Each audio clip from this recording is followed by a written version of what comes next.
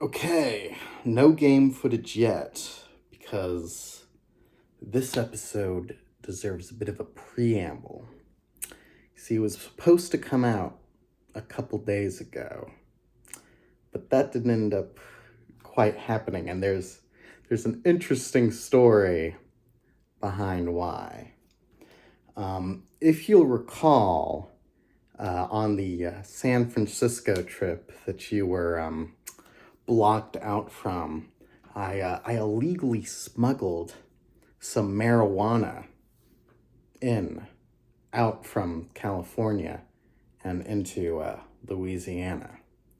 I'll show a picture here of my ingenious method for doing so. Tell me if you can tell, which are the Haribo gummies and which are the weed gummies. I'm not sure that you can. I don't believe that you can. But anyways, after doing that, I kind of realized at some point that I was like a bit of an idiot for that, because you can't get, like real flower weed here in Louisiana, but because of the 2018 Farm Bill, as any connoisseur knows, you can get edibles in basically every state. There might have been one state that like manually added in legislation so that you can't get edibles because of the Farm Bill. But otherwise, you can. They have to come from hemp rather than marijuana, and they have to be a certain percent or whatever. But on a functional level, it doesn't make any difference. And so I realized, oh, I don't have to be even doing that. The other thing I should say is that may not last in Louisiana specifically. They might be the next state to manually ban gummies and such from their lands, which is kind of crazy anyways. So I went to a smoke shop a while ago and got these gummies, which they just had there to try them. Basically, I chose these just on the basis that they had the most THC for the price. No other real logic there.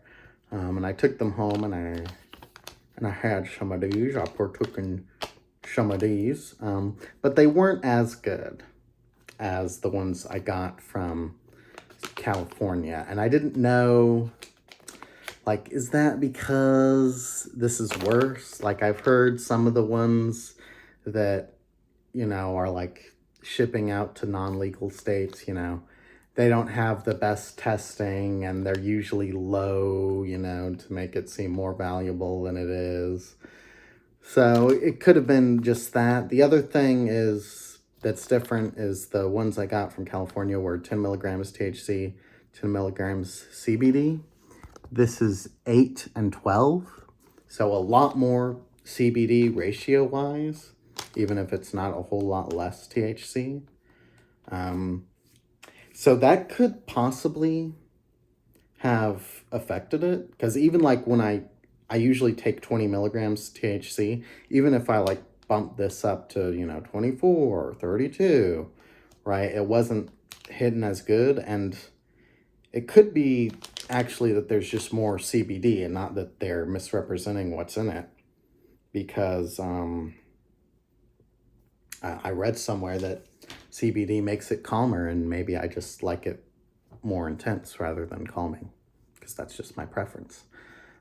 But I didn't know that, but regardless, I was like, well, I'm going to order from Cycling Frog over here, get it shipped online, like a bunch all at once with a 420 deal. I got like 32% off for 160 gummies. This is back to 10 milligrams THC, 10 milligrams CBD. I just heard that these guys were the best online, and they also had the lowest prices too. Which is like, oh, well, I mean, I mean, if those two things are going to go together, I mean, um, though there wasn't a whole lot online, surprisingly, like if you look up what are the best, THC to get over the internet or whatever, like the conversation is really oriented towards people in legal states as opposed to like people buying this. So I don't know. But anyways, I can confirm that these are hidden like the other ones were. So it's not a tolerance issue. It's either a false labeling issue or the ratio of THC to CBD. Anyways, so last time I was talking about like, do you like me sillier or more mellow or goofier or whatever? And you're like, I like you any way you are. And I was like, well, what about high as fuck? Ooh, got him. Right? And so I was like, okay, we're going to do the special 420 episode where I'm going to get lit, and because I have to make it extra special for 420, right, I'll do something I haven't done before. One, which is, I guess, perform for you while high and see how that goes. But I was also thinking that I would get crossfaded, right, which is when you're high and drunk at the same time, I guess. Only problem is I've never been drunk, so what is being drunk? How would I know, like, if I've gone far enough or, like, what it's adding to the experience? So it's like, okay, before 420, I need to get drunk so I know what that's like so that I can then, like, see, oh, and this is what being high and drunk at the same time is like, right? So 419, I got to drinking. I had 3 IPAs, 7% alcohol, and then 3 shots of what I just showed you out of this glass, which I filled up maybe like to here, so larger than a normal shot, right? So I got drunk, right? I did not get, buzzed or tipsy or whatever. I got drunk, right? Which was an interesting experience, I guess. So when I was first getting buzzed, I was like, oh, this is actually pretty similar to marijuana, right? Which is like also what I thought when I got the shrooms in San Francisco. I was like, oh, this is similar to marijuana when it started, right? By the end of it, neither were that similar to marijuana. But when it was starting, because like 2 of the things that I really associate with marijuana is like music just sounds super wide and like detailed. And it's like, whoa, there's a whole universe of sound around me, right? Instead of just being clogged up all in my head. It's like, whoa. It's super sick. Like literally the best thing to do when high is like listen to music. It's like, oh my God, bro. Oh my God, this is so sick. And then the other thing is it also sort of does the same with your vision. Like your vision sort of expands out. It's a lot more subtle. And I think everyone notices the music thing. Maybe not as many people even notice the vision thing, but it's a bit salient to me because of my vision and because I'm such a movie guy. So I notice visual things. And so those were both sort of happening. And then there was also like a numbing effect. And I guess there is like a numbing effect with weed because it's like a pain reliever. But the numbing effect felt different. I don't know how to describe it. And then I start walking around, right? So that was being buzzed. I don't know if being buzzed stays like that because I did this very fast. So I didn't stay too long in that. I got to drunk mode pretty soon after. So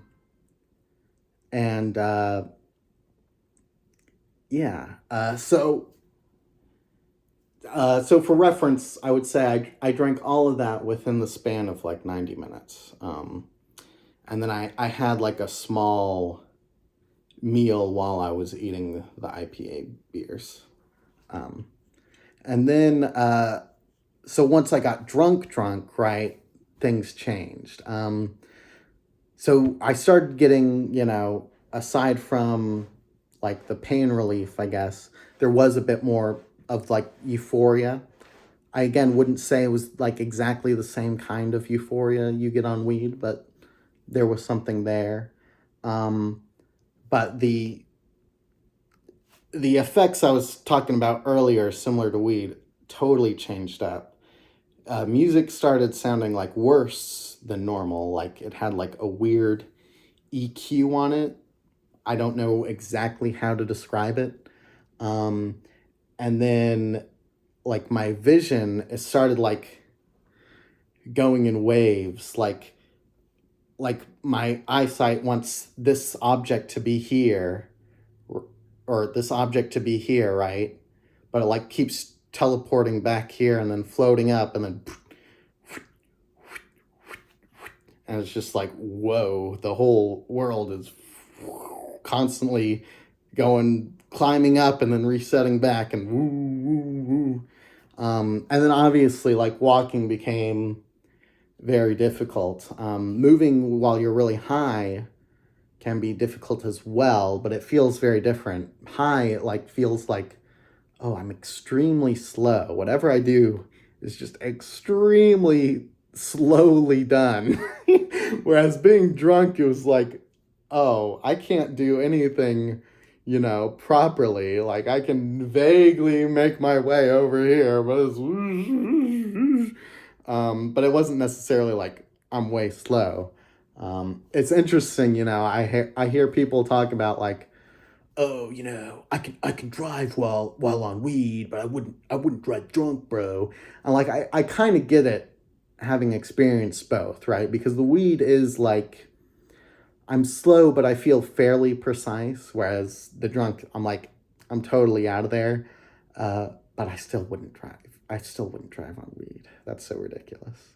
Oh, the other funny thing about like the weed and being legal is like, the most dangerous thing I did was like driving out to the smoke shop to get this. Like, I could just feel my micromorts rising every time I get in my car and go out to drive, and there's all these other drivers there, right? and also like I haven't driven a lot for the past few years, so like getting out to get this was like, I have to learn so much new things. Oh my gosh, this is the first time I've been on a highway in like 5 years. Oh my gosh. Oh my gosh, I'm staring death in the face. Don't do weed, kids. Weed kills. But yeah, anyways, what else was I gonna say? Okay. So yeah, that was what being drunk was like. I would say I'm putting it in a kind of negative way, but it was interesting. I kind of liked it. And in some ways, I kind of even liked it more than the highs I was getting off of this. So I was like, wow, maybe instead of a weed guy, I could be an alcohol guy. The next day. Oh my fucking God. I didn't know, like, am I going to get a hangover? Or am I not going to? I got a fucking hangover. Holy shit. Holy fuck, bro. I don't know. My brain always associated like hangovers with like, oh, those are for like alcoholics who get super duper ultra drunk and stay drunk for like the whole day. What I didn't realize was that like no one ever gets actually drunk, right? Because if you're trying to get drunk off beer or wine, that's ridiculous, right? Like I got the highest percent alcohol IPA I could find, and I had to drown three cans in like 30 minutes, which is ridiculous. And that's not even enough to get me drunk. And then people who drink more are going to have higher tolerances. So you have to use this to get drunk, right? You have to use this or you will not get drunk. It just won't work. But no one's doing that like just while they're out on the town, right? They have to like be, okay, now's the time. I'm going to get drunk. Here's my plan for getting drunk right now, right? And so hangovers just are what happen when you get drunk, right? And the reason it doesn't happen to everyone is because most people just aren't ever getting drunk. Um, which is also like so interesting, right? Like there's this article of like, oh, people say they get more sociable while drinking, but we found that it's largely a placebo effect because we gave some people some just water that kind of tasted like alcohol, but they acted more chatty and sociable. They didn't realize that the real alcohol effect. Of course, they didn't realize the real alcohol effects weren't kicking in because they never get drunk ever. It's all 100% a placebo effect. Like, no shit, no shit, it's all fake because no one's ever getting drunk because getting drunk is fucking insane to do. Like, what the hell? And so, I should have mentioned this earlier, right? That was the other thing I noticed while getting drunk is like, oh, my inhibitions are actually gone somewhat. And the way I noticed this, because I wasn't like doing anything super crazy. I mean, the craziest thing that I did was going for a third shot of that after having the 3 cans and the 2 shots. The third shot came a bit later. I was like, ooh, I probably shouldn't have done that. But even that was like, it was part of the plan because I wanted to make sure that I was actually having the full drunk experience, right? Though to be honest, I was having the full drunk experience by the time I got there. I was just like, oh, I think it's coming down a bit. I'll get some more because I'm kind of enjoying. That was the actual thought process going on there, right? But the way I noticed it was, I would just say things that I normally wouldn't say.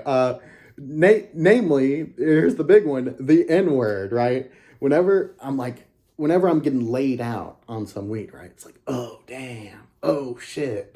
With alcohol, it was, oh, shit. N word. It was just, I said that like so many times. Oh, shit. N word.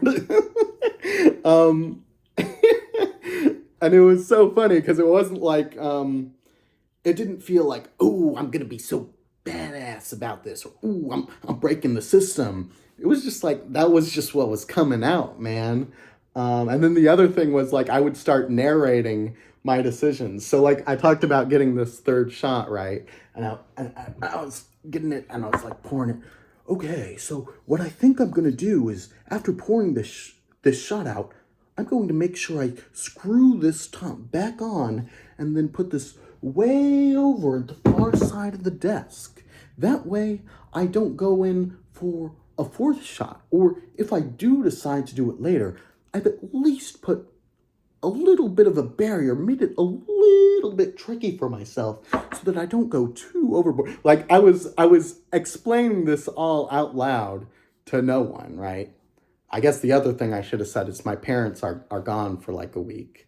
So that was one part of the idea behind, oh, let's get drunk, let's do 420, let's do it while Cynic's watching, right? It's because I have the space to myself so I can experiment a bit more crazily.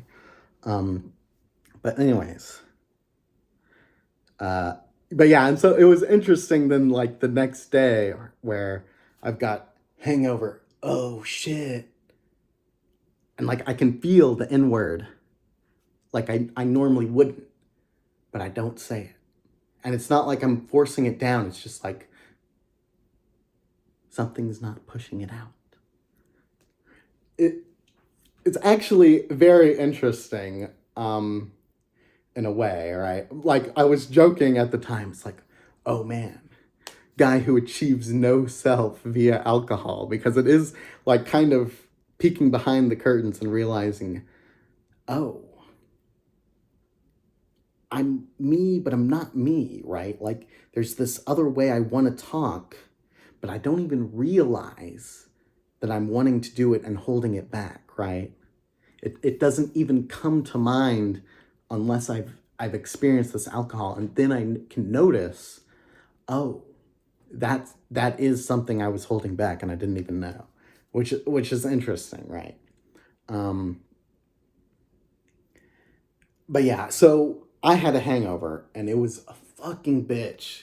It's like, oh my God, I don't want to do anything. I have a headache. I vomited last night while drunk. I'm vomiting again in the morning. I don't want to eat anything. I don't want to move.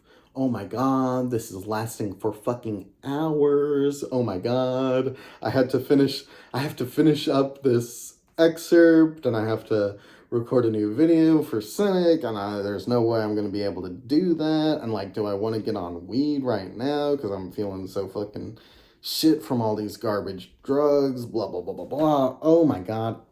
I was just not having it. I was just not having it. But anyways, I was looking up hangover cures and whatnot. And there was one guy who actually suggested weed as part of his hangover cure. And I held off for quite a while, for maybe a few hours. And at some point I was just like, fuck it. So I got my new Cycling Frog, which came just in time. Came on 4/19, just in time for 4/20. And I took just one, right? Normally I take two. I took just one. Now, I don't know how much of this was just the hangover ending versus the weed coming in, but I felt better, right?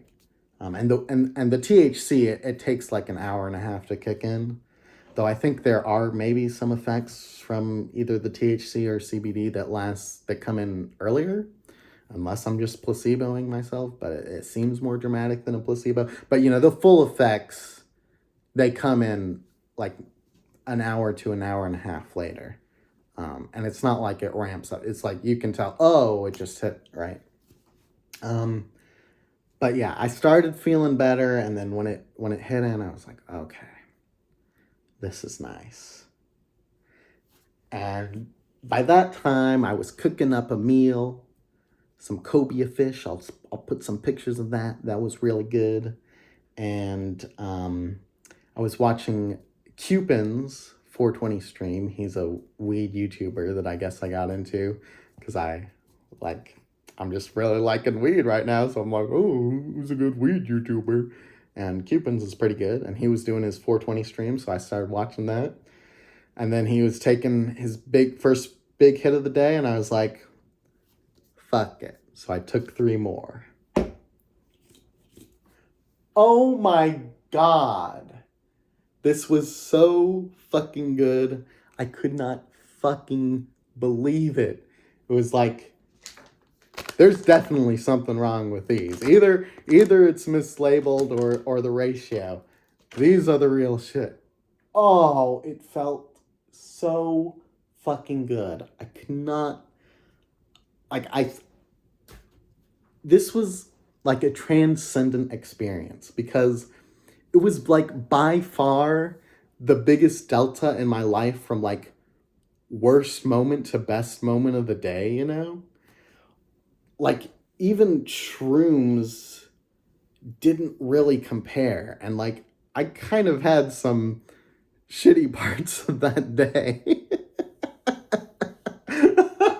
So, like, that was a pretty dang big delta day, but this felt even bigger and, like, more spiritual, even though there's, no trippy shit or whatever. It's just like, oh, it felt so good.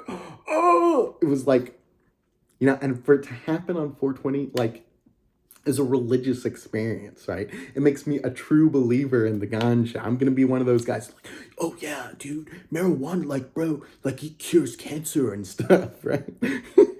Because it was just like, and I totally get like the people who are like, yeah, man, weed's the best, alcohol, like, that's total poison in comparison, man. The government, man, it's, like, so messed up, man, I mean, like, I always, like, intellectually, like, agreed with that, right? But, like, oh, just the valence difference between the hangover to the peak of the high was just so, so fucking unbelievable. So anyways, that's why I didn't record a video for you on 420, and then, there may have been a bit of a bender after that, so it's going to be a few days since then. But anyways, it's here now. I've got the excerpt uploaded, and I'm gonna stop recording this and start recording my Ciconia reaction. Hope you enjoyed that tidbit. Oh, and I guess one other thing is, so I won't be high for this, but if you'd like to see me high in another video, I can do that. I'll do it next time, you know, sure, why not? That would be fun. And if you even want to see me crossfaded, right, I'll do it, because fuck it, you know? I mean, The Hangover was a really unpleasant experience, and I'd say overall, even though being drunk was interesting and fun, it made it not worth it overall for me. I mean, I guess it was worth it that one time, right? Because I gained a bunch of knowledge and whatever. But it's not like something, oh, I think I want to do that repeatedly. Probably not. Oh, I guess that was the other funny thing, is that Cupins, you know, on his stream said he woke up that day with the hangover. It's like, oh my God, he's literally me. He's just like me for real, for real. But yeah, so, and the other thing is, like, I was reading people about, like, how do they get crossfaded, and most of them were saying, like, oh, I just take 2 shots, right? And so it's like, well, I mean, that's a lot less than I did, so I'm not too scared about getting a major hangover or whatever. But yeah, so if you would like to see that, I can do that next time. And if you don't, I guess, what are you, a fucking prude, loser? Ooh, conservative, Mr. I hate drugs. What's up with that? Okay, anyways, bye. Or not bye, because I'm going to be back immediately with the Ciconia watch, whatever. See ya. All right. Real video time. Let's go.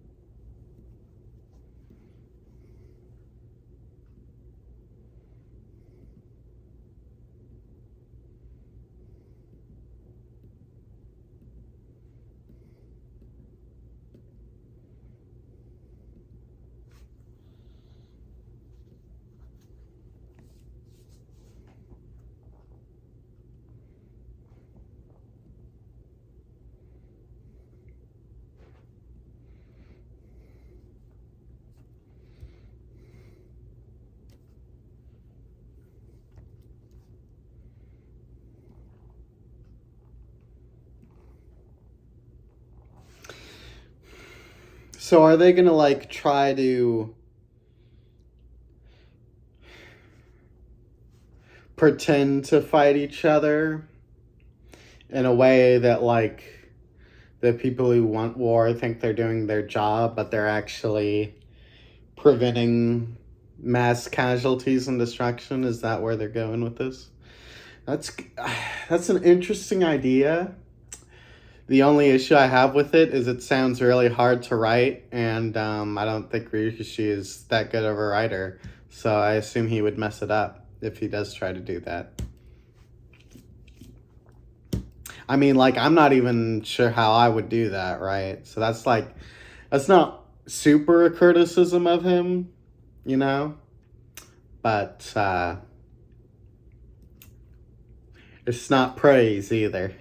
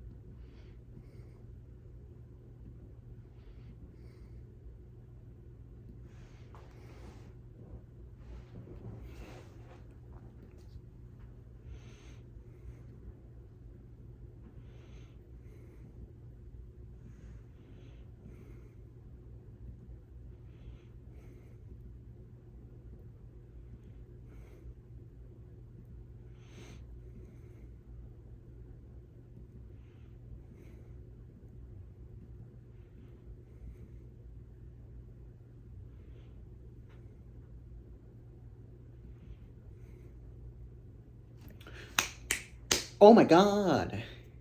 It's Evangelion. It's like the black egg or the white egg. Oh my god. Oh my god.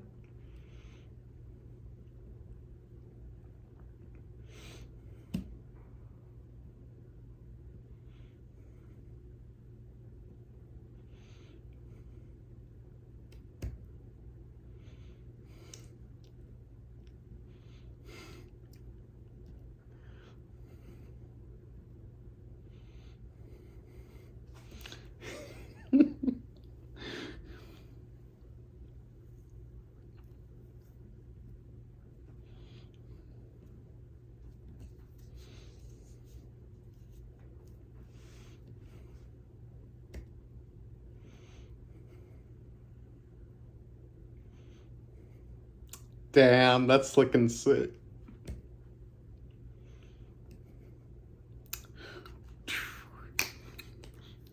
This track's got some sick ass drums. I don't know if you can hear it at all. I don't know if that helps you.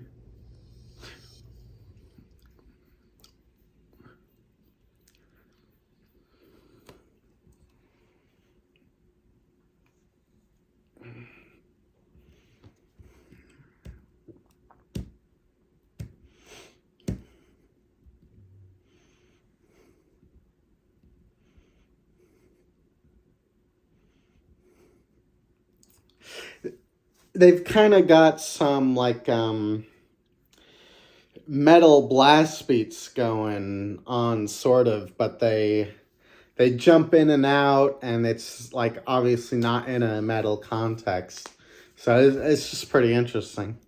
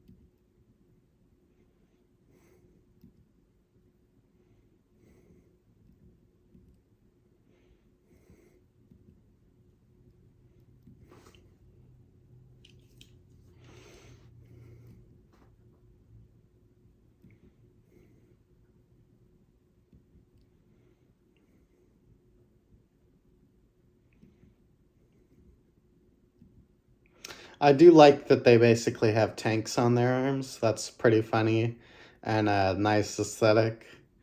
And it's cooler than like the ones that are like literally knight armor, like corny alert.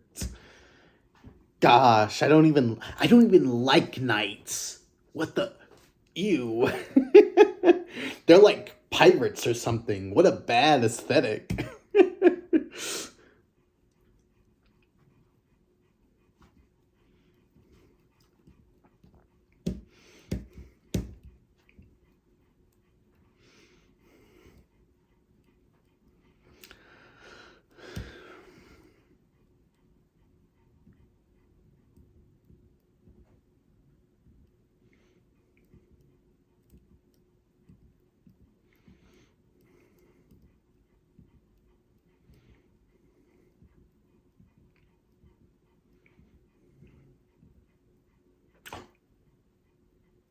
Got him. Like, look at this fucking knight in shining armor bullshit. What the fuck is this bullshit? And you know, here's the whackety whack part of it is that they're the main characters, so they gotta have the lamest armor, right? Because it's like the most basic, generic, first step idea of the thing is what has to be the first, main characters, right? It's only the side characters that get to have cool tank arms instead of dumb knight arms. SMH. What do they have? They're also just knights. They're like sort of samurai, or I don't know what that's supposed to be. I don't really get that. These people are just knights, I guess. Okay, he's got like a samurai thing. I don't know what the hell that's supposed to be. Just knight stuff. Is it like only them? I mean, some of the other ones were interesting, but only they had a really, consistently. Oh, right, these guys have got the trumpets. I'm not so sure about the trumpets, but it's funny at least.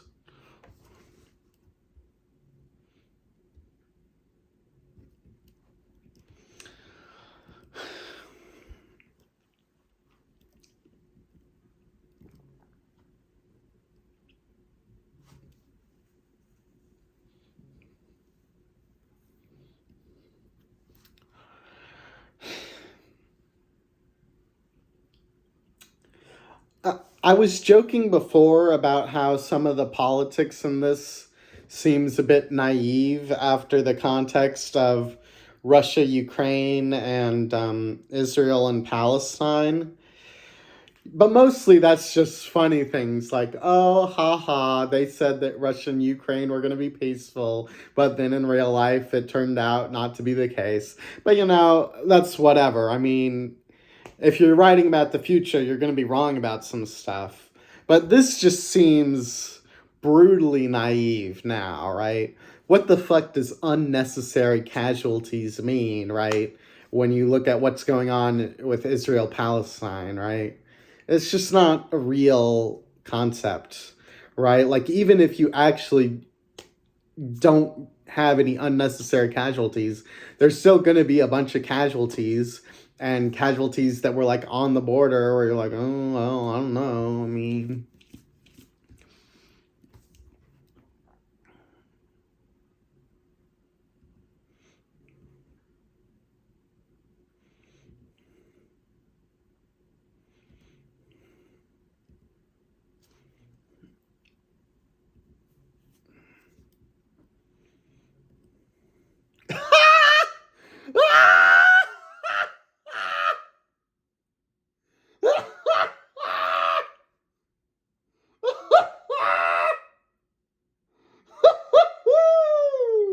speaking of weed, we've got a 420 no scope edit over here. Woo! Yeah!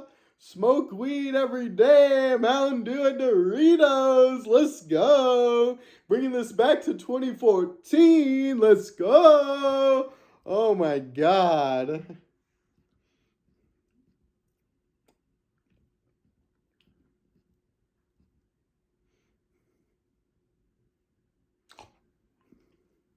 I've destroyed its power source.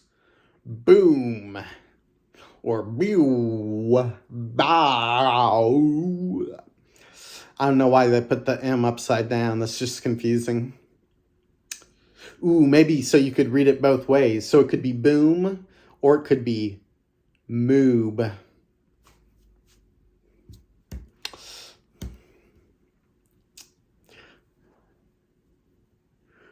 Ooh-wee.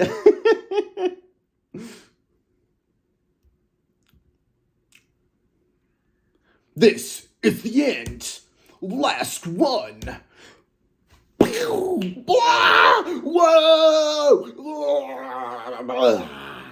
So dope, bro.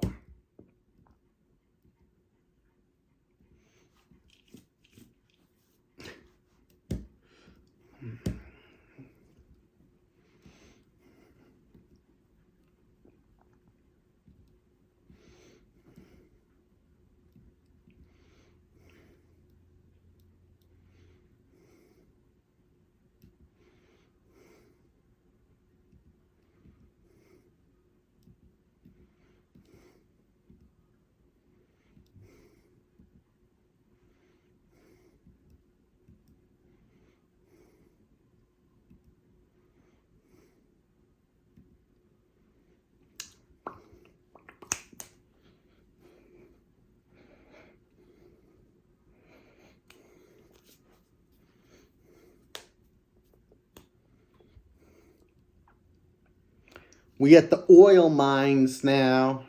I don't know if you know the lore about my dad, but my dad works in the oil industry. He doesn't do landmines like this, though. He does the Gulf Coast deep water oil rigs. You know, the real shit, the heavy duty, tough shit, you know.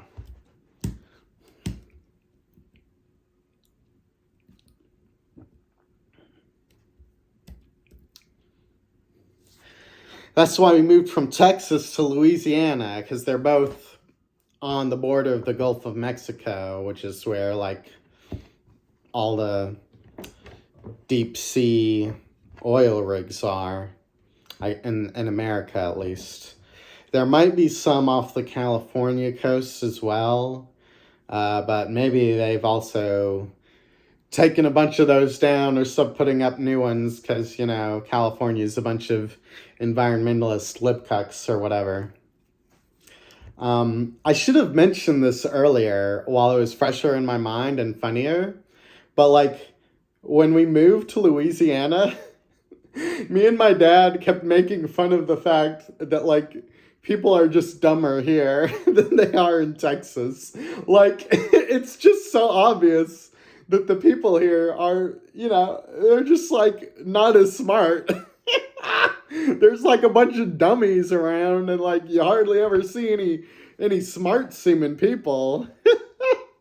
It's not the worst ever though. Me and my dad once were doing like a road trip and we stopped in the city in Tennessee and it was like mind blowing. Like 80% of people there were like fatter than me and I'm pretty fat, you know, and like everyone was a total moron. There were a bunch of what's it called, the conservative flag, not the conservative flag, the, you know, when the Confederate flag, duh, from when the South split with the North, a bunch of Confederate flags up. It's like, oh my Lord, we are really in the shit. We are in some gummo, some trash humpers territory over here. Whew.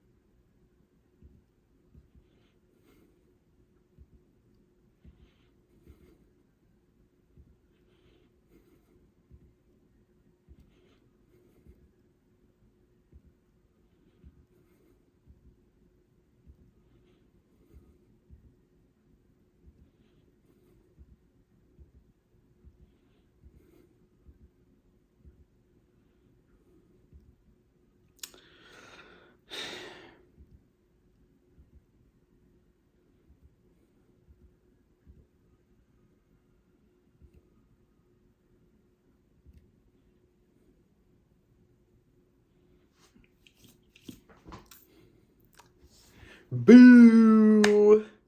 Looks like Ryukishi was the real environmentalist libcuck in this tale. Damn. Fuck, man.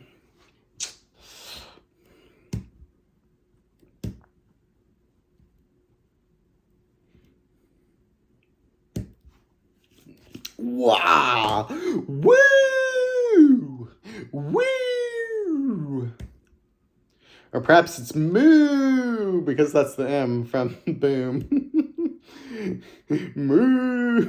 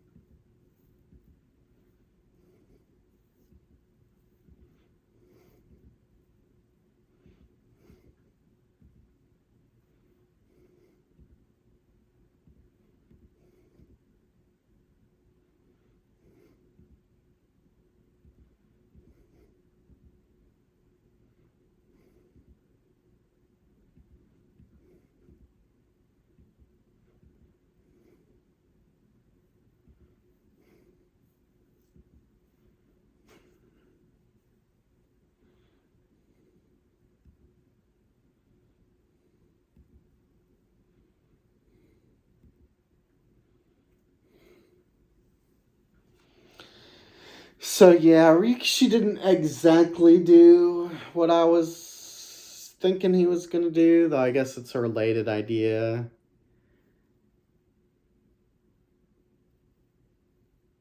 And in my opinion, it's a lamer idea. It's like, oh, they're gonna attack, but they're just not gonna kill anyone while they do it. They're only gonna do some property damage.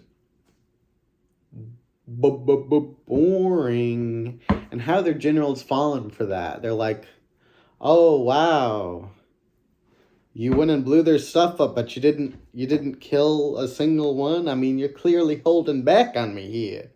You gotta bring the hurt on. What's all this pussyfooting around? I mean, maybe that's the twist, right? Is you think they're successful, that could be that feels like a kind of a Ryukishi twist. Is like you think they did it all right, and then their commanding officer's like, "Bitch, you should have done killed all of them. What you doing? Just disabling their vehicles." They should be disabled themselves. Fuck.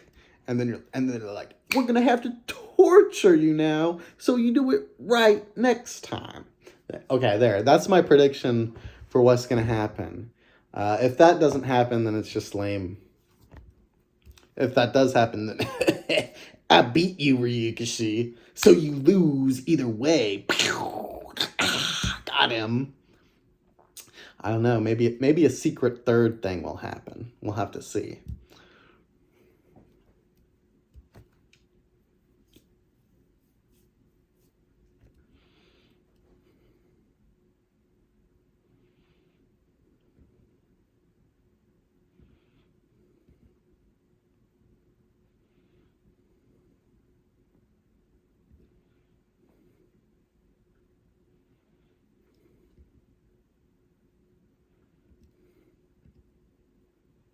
Okay, so if I were going to do I was saying that I didn't have any ideas for how to do it. I had one idea, right? Which is that you have them not just out themselves, but they're actually like commanding the fleets, right? And it's like fleet against fleet. It's not just like fleet against just three gauntlet knights and like what's the fleet even doing out here in the middle of nowhere? Like what's going on? Why are the gauntlet knights not being backed by any other forces? It doesn't make any sense. I mean, the reason is because that's the way that Ryukishi can get his plan to work, right? So in my version, it actually makes sense and is therefore hard to write your way out of, right? So you could do things like they secretly sabotage like their own giant ship, right? You know, so while they're out flying, they've set something to go off in 30 minutes, which means the big death machine can't fire its weapon or stops in its tracks or whatever. So you have a bunch of stuff like that going on, so it looks like it's just chaos, and all the sides are like blowing up simultaneously without even really fighting because they're like totally disorganized, right? And then you make it a thing like the idea is that this is a world which has been in peace for all these years, right? And they've only played war games. They haven't gone to actual war. So the real reason that this has failed, right, is because the Gauntlet Knights were secretly sabotaging their own sides and coordinating with each other. But the story they give, right, is that no one's prepared because we haven't been fighting actual wars, right? And so that's why everything messed up. So that's like your story, right? But then the twist, right? Like I was saying, the twist here is that you were supposed to kill all of them. Now we gotta beat some sense into you, you little pussy bitches. You know, the twist here is that everyone realizes, oh, I guess peace sucks because then we can't do war now. And so they ramp up their efforts. It's like, now we've got to train even harder to learn just how epic at war we can get, right? And so that's the unexpected consequence. They're like, oh no, things have gotten, oh no, how could this happen, right? And which makes you want to keep reading, like, what are they going to do now? They thought they had it all figured out, but now it's even more screwed up.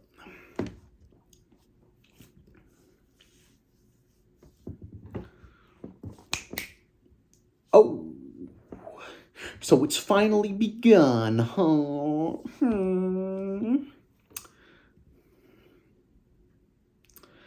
I know you like this character, or maybe that was just a thing because of calling your website after her. I don't know if you like her beyond that, but I just associate her with you.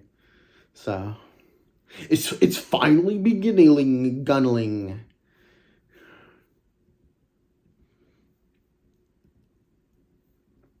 At least he thinks he did. I hope he's not so naive that he really thinks that was enough to stop a war. If that's the entire twist, weak sauce. And also, like, fail because you want your twist to be dramatic. And by that, I don't just mean like, whoa, we're blazing it, we're glazing it up. We're being like, whoa, isn't this so dramatic and crazy? What I mean is it's dramatized, right? It's happening in action. It's like a part of the story, not just someone commenting on the story. Like, oh, he thinks he stopped the war, but he hasn't, right? What I was saying with like the officers being like, you call that a war, we're gonna punish you, so you do it right next time, right? That's an actual development of stakes and characters. We're learning the consequences alongside the main character, and instead of having it info dumped in some random off scene. I'm just saying it's a bit problematic, is all.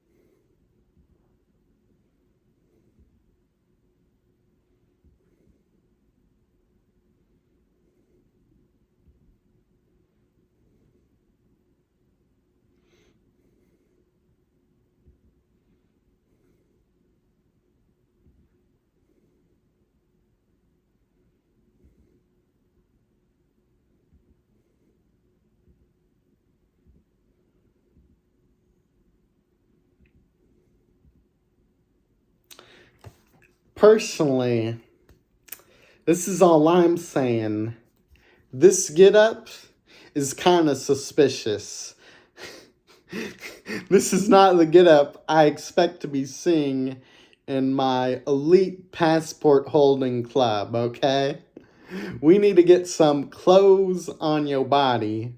We do not need to be seeing your panty strap come up out from your jeans. And it's like it's not even fully connected. You have to tie the panties up. That just ain't appropriate for a place like this, okay?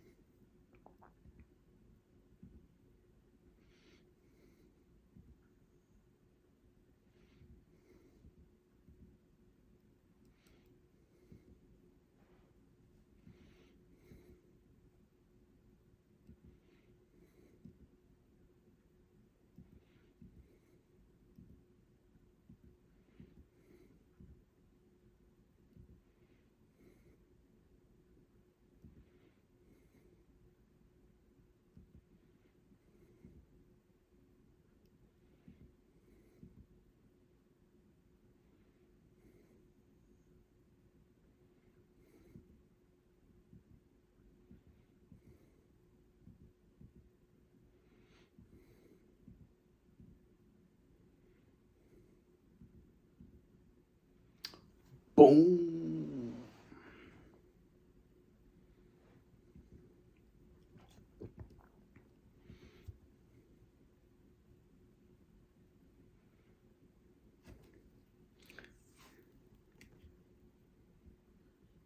You hearing this?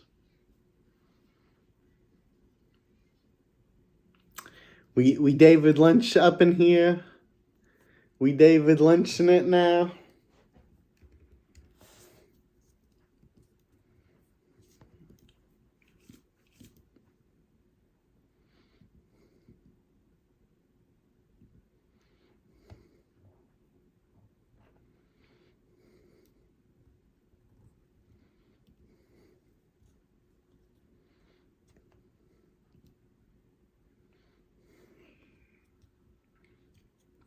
See, I was going to criticize that this is kind of cliche, but then he did it for me, you know? To be fair, it's also in Evangelion, right? And so I'm like, oh, that's so. Is it cliche in Evangelion? A little bit. Like, obviously less so because it's from 1995 and this is, 20 plus years later. I guess it would be like 30. It came out in like 2015, right? Um, oh, that is 20 years, sorry. But yeah, so I don't know. I mean, it is a bit like when lots of other aspects of the work are also inspired by Evangelion. It makes it like, oh, this part too, right? Sort of a thing. Because whereas, like, if you look at Evangelion, right, like, it's obviously inspired a lot by mecha shows and Ultraman and stuff. But those don't actually have, like, secret organizations like that, generally. That's, like, from a different genre of thing. Maybe it's more like Kamen Rider, right? we're going really broad here. We're taking in so much influence. We've got not just Ultraman, but Kamen Rider too. Wow.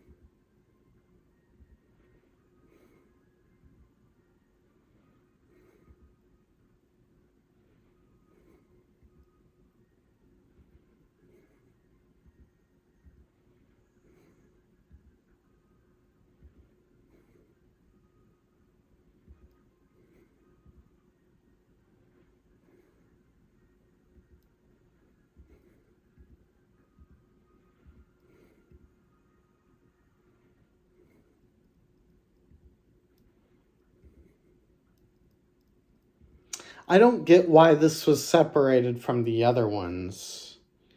It doesn't make sense to me. Was it just like he thought it would be too much at once? Or that the other stuff would get boring, so have some action from earlier thrown in the middle of it? I just don't get it structurally.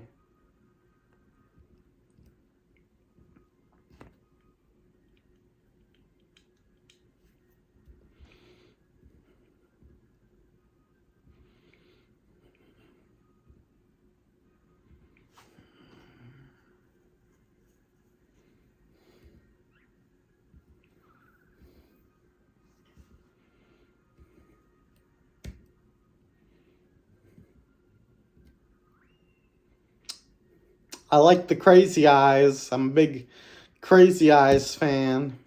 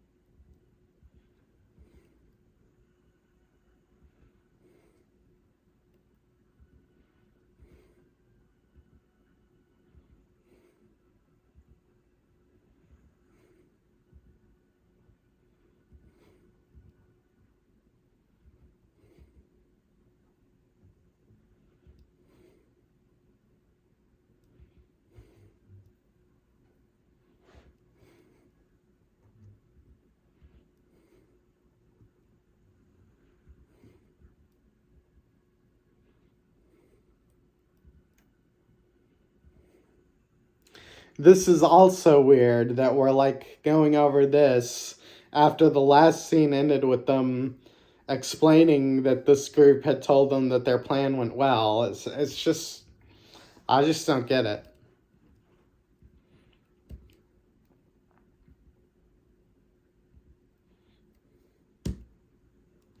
That's also why I was thinking, right, that it would be, army against army, right? And that the Gauntlet Knights would be leading the armies rather than just Gauntlet Knights against armies. Because then that way the characters are in the same scene instead of each in their own separate scenes, right? Because they're fighting against each other, but really they're with each other. It's like, oh my god. That still sounds like a bitch to write. Like I've given you the outline of how you could do it, but like, oh my gosh, actually filling out the details of that would be a nightmare. So I still get why he didn't do that. Assuming he even thought of that possibility. I mean, to be fair, I didn't think of this possibility. Ooh, I mean, what do I mean by that, though?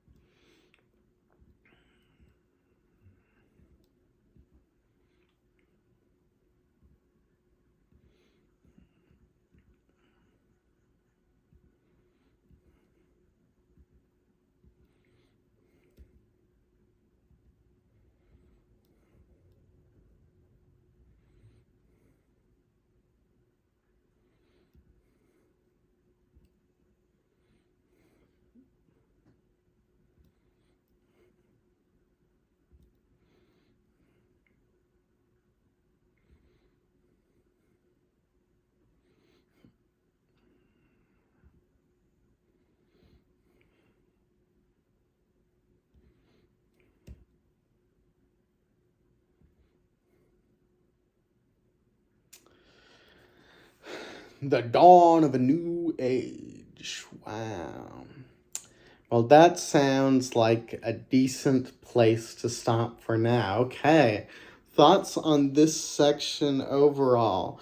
It was all right. I mean, stuff was happening and it was interesting. It was just very bizarre structurally, you know, both in terms of like, we've got to have these four fairly identical battles, and then we're going to split two of them from the other two, and in between we're going to explain the aftermath, even though it hasn't even finished yet, and it's going to be like we're going to spoil the fact that this isn't the real end of the story, and blah blah blah. I didn't like any of the way it played out, but I guess, you know, content-wise is kind of good. It was just such a weird, disappointing structure to put it in, is really my feelings on that section. But, I mean, I guess I am more interested in where it's going next, just in the sense that, like, hey, stuff happened. Real shit went down, you know? I mean, like, how long did it take for real shit to go down in Higurashi and Umineka, you know? Like 5 volumes or something. So if shit can go down this early, it means maybe it'll be more interesting. So, you know, we'll see. See ya next time.